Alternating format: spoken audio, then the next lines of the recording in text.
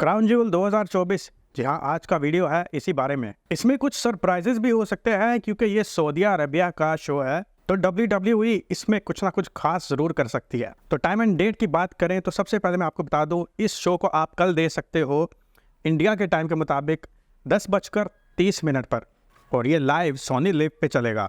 अब हम मूव करेंगे match card predictions and winners की तरफ। पहले मैच की अगर बात करें तो वो है Kevin Owens versus Randy Orton. इस मैच को रैंडी ऑर्टन ने ट्रिपल एच से खुद मांगा था।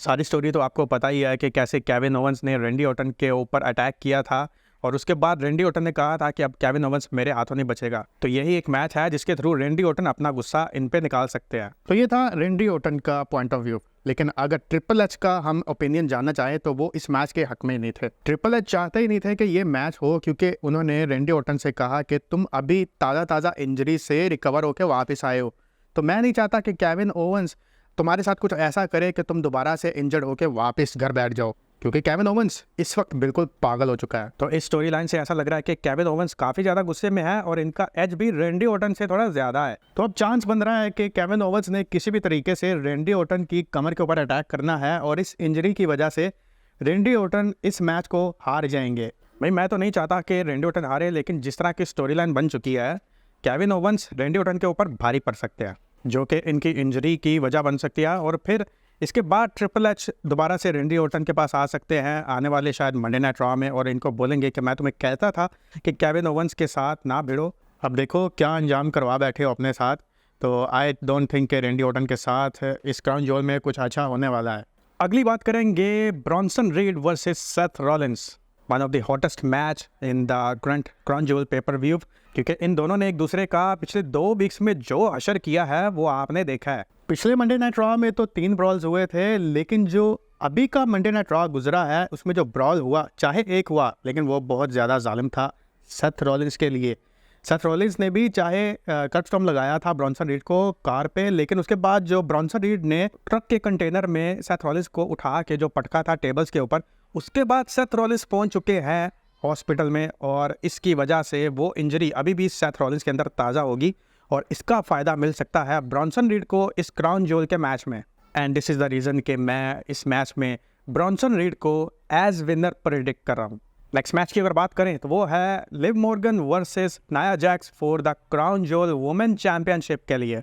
इस मैच का बिल्डअप भी अच्छा रहा है कि लिव मॉर्गन जो कि रॉ के सुपरस्टार है, इन्होंने जंप करके स्मैकडाउन में एंट्री की और फिर नाया जैक्स से पंगेबाजी की, और फिर नाया जैक्स ने भी स्मैकडाउन के होते हुए रॉ में एंट्री करके लिव मॉर्गन के साथ 2 हाथ किए। तो दोनों तरफ ही गर्मा गर्मी चल रही है, लेकिन इस गर्मा गर्मी में एक बंदी ठंडी होकर बैठी हुई है और वो इंतज़ार कर रही है अपने स्पोर्ट का। मैं बात कर रहा हूँ money in the bank brief case holder Tiffany Stratton की। हर इस मैच में अगर मैं विनर की बात करूँ तो वो हो सकती है लिव मॉर्गन, क्योंकि इस मैच में जजमेंट डे का बहुत बड़ा प्लान हो सकता है।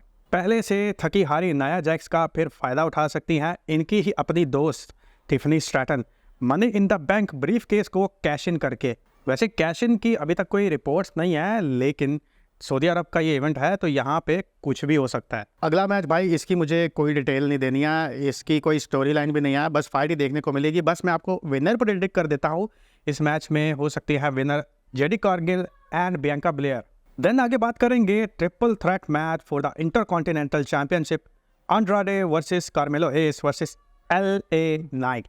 इस मैच में अभी तक की एक चीज़ बहुत ज़्यादा मज़े की होने वाली है आई थिंक, एंड वो है जेलसी और उसकी वजह से होने वाली फाइट, क्योंकि इनकी अभी तक की स्टोरी लाइन में एक जेलसी ही है जो कि हमें सबसे ज़्यादा देखने को मिली है।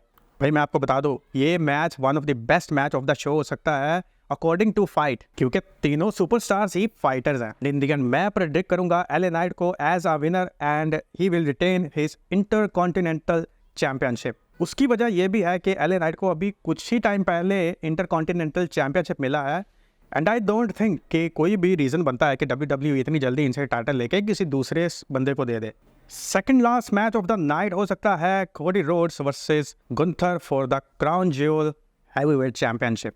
आई थिंक WWE इस मैच को सेकंड लास्ट पे इसलिए रख सकती है क्योंकि द ब्लड लाइन इस वक्त WWE में हॉटेस्ट टॉपिक है और वो एज अ मेन इवेंट दिखाया जाए। तो गुंथर वर्सेस कोडी रोड्स का बहुत ही हैवी किस्म का बैटल होने वाला है। इस मैच का बिल्डअप कुछ ज़्यादा नहीं हुआ, लेकिन जितना हुआ उसमें अच्छी खासी कहानी बन चुकी है।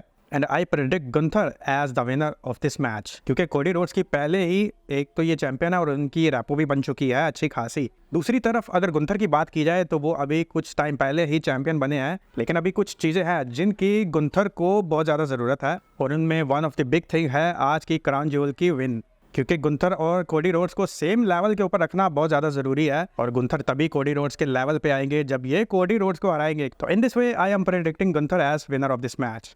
एंड फिर बात करेंगे मेन इवेंट की, the OG bloodline versus the bad blood line.